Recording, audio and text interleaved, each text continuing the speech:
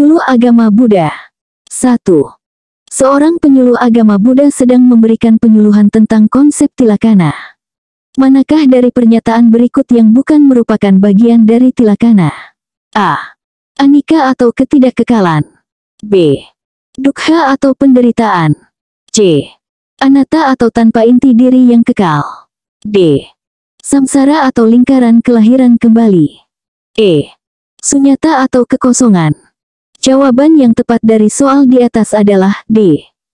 Pembahasan dari pertanyaan di atas yaitu, bahwa tilakana terdiri dari 3 karakteristik eksistensi dalam ajaran Buddha, anika, dukkha, dan anatta. Samsara bukan bagian dari tilakana, melainkan konsep tentang siklus kelahiran kembali. Kita masuk soal berikutnya. 2. Dalam memberikan penyuluhan tentang Pancasila Buddhis, seorang penyuluh agama Buddha menjelaskan tentang sila ketiga. Apakah inti dari sila ketiga tersebut? A. Menghindari pembunuhan makhluk hidup.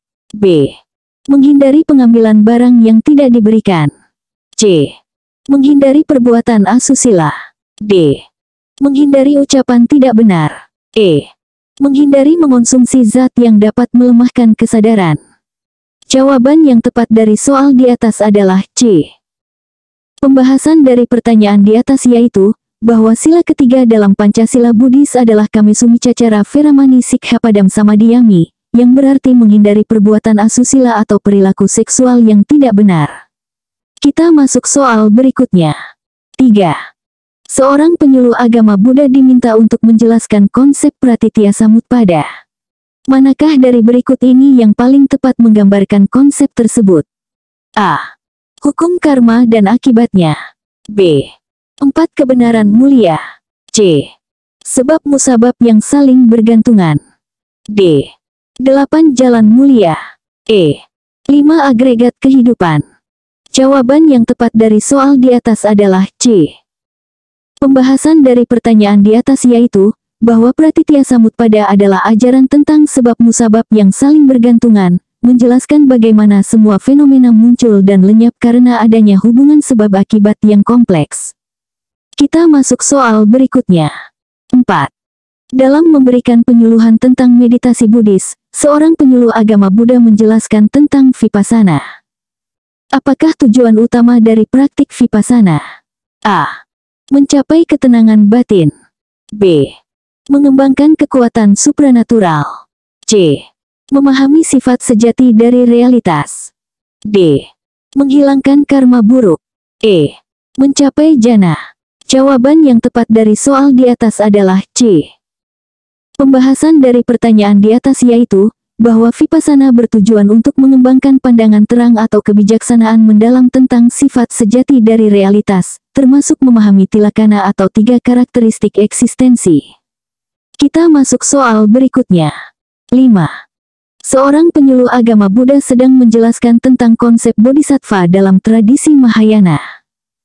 Manakah dari berikut ini yang bukan merupakan karakteristik seorang bodhisattva?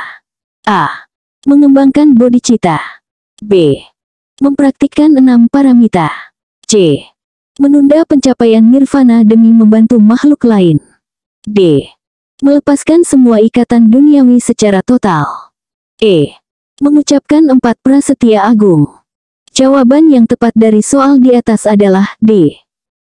Pembahasan dari pertanyaan di atas yaitu, bahwa bodhisattva tidak melepaskan semua ikatan duniawi secara total, karena mereka masih terlibat dalam dunia untuk membantu makhluk lain mencapai pencerahan. Karakteristik lainnya seperti mengembangkan bodhicitta, mempraktikkan paramita, dan mengucapkan prasetya agung adalah ciri khas bodhisattva. Kita masuk soal berikutnya. 6. Dalam memberikan penyuluhan tentang etika Buddhis, seorang penyuluh agama Buddha menjelaskan konsep sama ajiva atau penghidupan benar. Manakah dari pekerjaan berikut yang tidak sesuai dengan prinsip sama ajiva? A. Pedagang buah-buahan. B. Dokter hewan. C. Pembuat senjata. D. Guru sekolah. E. Penerjemah buku-buku Buddhis. Jawaban yang tepat dari soal di atas adalah C. Pembahasan dari pertanyaan di atas yaitu, bahwa Sama Ajiva mengajarkan untuk menghindari pekerjaan yang dapat merugikan atau menyakiti makhluk hidup. Pembuatan senjata dianggap tidak sesuai dengan prinsip ini karena berpotensi digunakan untuk melukai atau membunuh. Kita masuk soal berikutnya. 7. Seorang penyuluh agama Buddha diminta untuk menjelaskan konsep sunyata dalam tradisi Mahayana. Manakah pernyataan berikut yang paling tepat menggambarkan sunyata? A. Kekosongan sebagai ketiadaan absolut. B.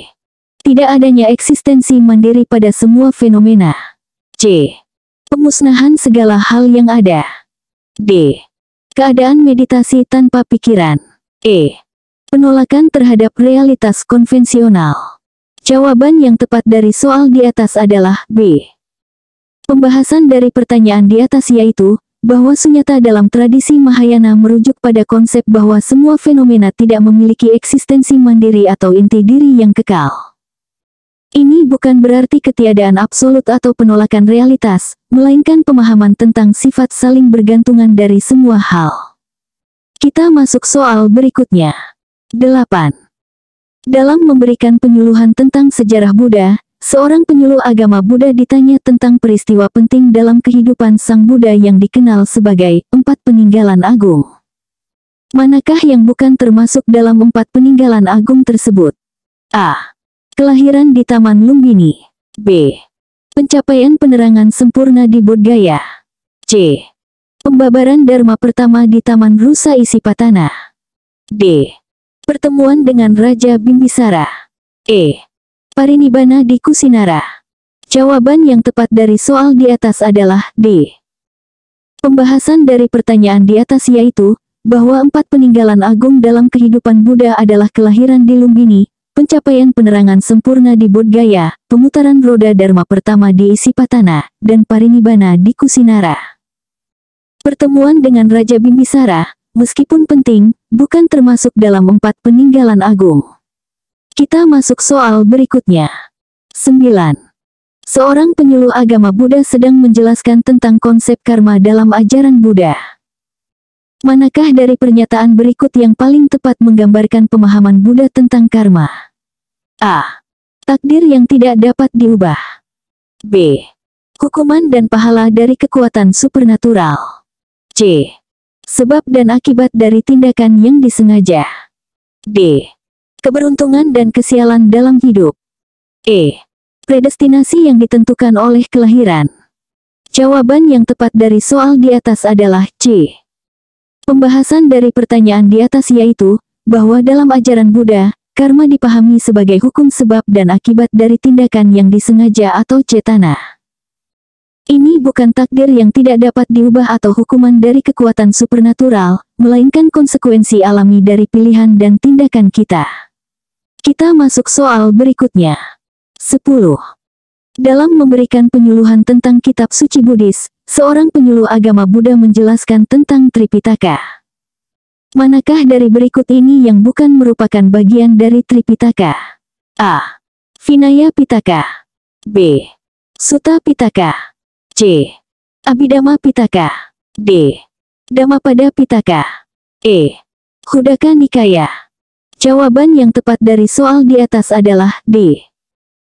Pembahasan dari pertanyaan di atas yaitu, bahwa Tripitaka terdiri dari 3 keranjang utama, Vinaya Pitaka atau aturan monastik, Sutta Pitaka atau khotbah-khotbah Buddha, dan Abhidhamma Pitaka atau analisis filosofis mendalam. Dhammapada adalah bagian dari Khuddaka Nikaya, yang termasuk dalam Sutta Pitaka, bukan merupakan Pitaka tersendiri. Kita masuk soal berikutnya.